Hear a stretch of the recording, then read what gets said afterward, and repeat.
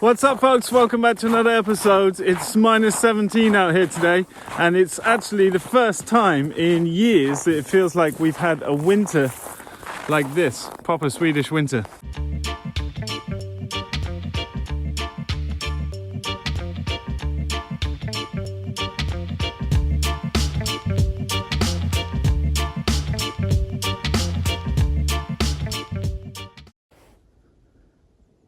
Oh, it's so beautiful, and it really is nice to be reminded of just how incredible it is to live in such a place when the weather's actually like this. We've had more like English winters the last few years, which is a bit grey and muggy and nothing really happens.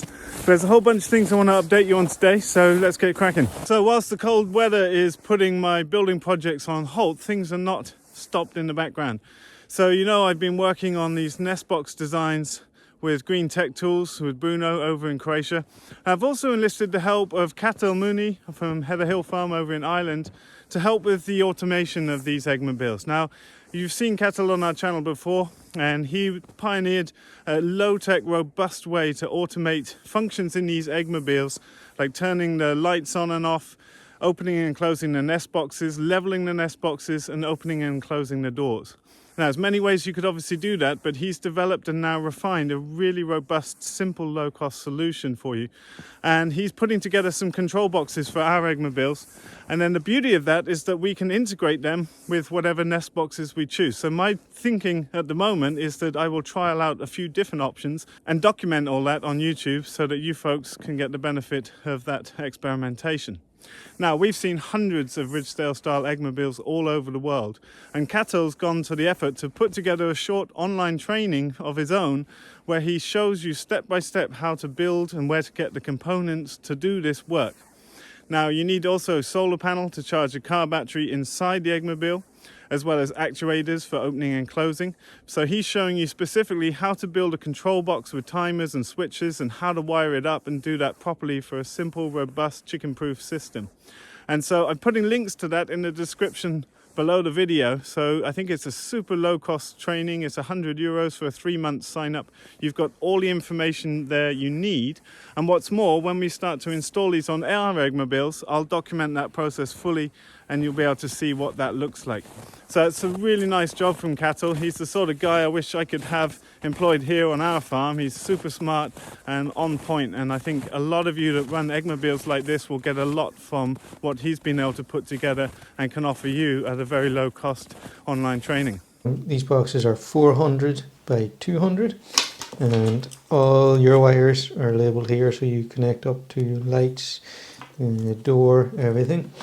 And this is your panel, so everything is nice and labelled inside. Very simple, only 3 switches, or 3 timers, 4 switches and a charge controller, so very little to go wrong with it, and all labelled well. I put a perspex cover on them because sometimes if a bird craps or anything on them and you're touching it so often, it's nice to have a wipeable surface so you can keep it clean. The reason why I don't have see-through perspex is because when you're leaving the eggmobile in the evening, you need to make sure that these guys are set to auto. They're actually on off there at the minute. And I've done this even for myself. I'm going to change mine over to these because you need to come along in the evening. If this was glass and you just glance in, you could miss it. Whereas you got to open it, you got to check auto, auto, auto, and you got to make sure that the nest box is set to open. And you check that and you say, yeah, I'm good for the evening. I've sealed it all around here so that nothing can get in. Flip this one around, have a quick look at the back. I also have, it's going to come to you with no knob on it. I'm going to take the knob off for transport, but it's just got a little piece of steel here which the magnet catches so that it clips close. This is what it looks like, sorry with the light, but it's basically, this is the job. So it's very simple. There's just 2 relays in the back and our switches. Well, I think you'll agree that's an amazing job that Katel's done to put that together. Some people have mentioned Raspberry Pi and other ways that you can work with automation, but really I think Katel's approach is really smart. You want simple and robust, and you don't need any more automation than that. For the last 6 years we've been running these without any automation, and that works just fine. It's still one of the lowest input enterprises that you could run in terms of the money you get out for the work you put in. And so Up to you folks what you do, but I think Kettle's done a superb job, and it's the way we're going to go with our eggmobiles. Well, it's that time of year where a lot of people have started to inquire about our trainings on the farm this year. Now, we have got a whole list of trainings we'd like to run, but Sweden has just announced new laws last week which give them power to affect small businesses, which they've never had before. It's always been government recommendations with no legal comeback. So we're trying to find out how that affects us, because our business is quite unusual in that we have workshops outside, especially with our new teepees that lift up and have basically open space underneath. And we have an outdoor kitchen, so we don't know what rules apply to us, and neither do the lawyers that the government has working on this, so it takes a bit of time. But we're hoping if we can follow the rules, say, of a restaurant or a shop, where you have to guarantee 10 square meters to each person indoors. Because of the upgrades in our infrastructure, we should still be able to run courses for a decent amount of people. Now, we need to confirm that before we put them online, but we're hoping to run most of the trainings that we had previously thought we would this year, and we're really excited to be able to host people in a COVID-safe way, as far as we can tell what that is. So please stay tuned for that. As soon as we know, we'll be talking about it on social media as well as here on YouTube, and we really hope we can get to meet a lot of you at the amazing trainings we've always hosted on this farm. It's such a special thing that we love to keep doing. So the animals got their winter coats on. Now, some people mentioned on an Instagram post I made about trees being ring-barked here, and it's particularly these young spruce that you see, and the sheep are nibbling them to get nutrients. Now, do we mind that? Well, no, not particularly, because it's only the young spruce around here. You can see on this tree here, which is larch, which is what this little plantation is actually here for. They're actually using that for rubbing as opposed to chewing off the bark. So it's only these young spruce that they're touching. Now, I don't mind, because we're going to actually clear out space in here in order to put a much bigger winter shelter. Right now, the winter shelter is over in the trees in the background, but as our herd grows, we need a bit more space, and we could upgrade that facility by putting a concrete floor perhaps that will enable us to pick up the winter bedding easier for composting it down to put it back on the market garden. We're getting a small compact tractor next week. I'll show you that when we get that, but that's going to help with these kind of tasks in the future.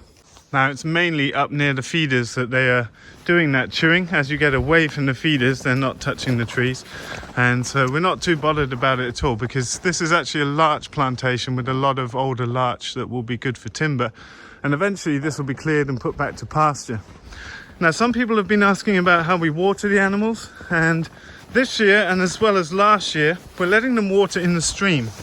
Now, I'm the first to say that typically you shouldn't let animals into water bodies because of shitting and urinating in the water. However, as you know, if you keep cows and sheep, they spend nearly all their time up at the feeders up there, and so there's very little manure on the ground. I see some manure here, and that's what I expect throughout the winter, because they're spending most of their time up here. They're not going to be shitting and urinating in the water supply, and it's iced over, so they just need a little hole to be able to get to.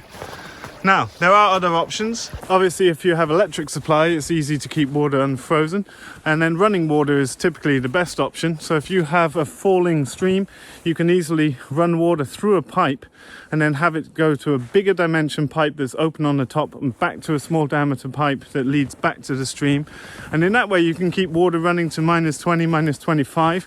We could, in theory, do that here, but because of the stream and the way it freezes up each winter, I'm not so bothered. I don't feel concerned about nutrients going into the water body, because we'll also pick up the bedding from around the feeders and use that as compost. So it's not a concern that we're going to be leaching nutrients, etc.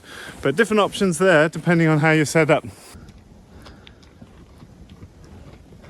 Well, with the temperatures as they are, the ground is frozen and it's not really ideal for working on building projects. So I've been turning my attention to books that I want to get together this year. We've got a lot of exciting things to work on this season. So one of the book projects I'm working on is turning what was the Hero Experience book into the first of what I hope becomes a series. So I'm going to be launching a Kickstarter in about a week, maybe 10 days time, to see if there's genuine interest in this project, and then I would make further books in this series, because I think it's such a great resource for people that are new to farming or in their first few years.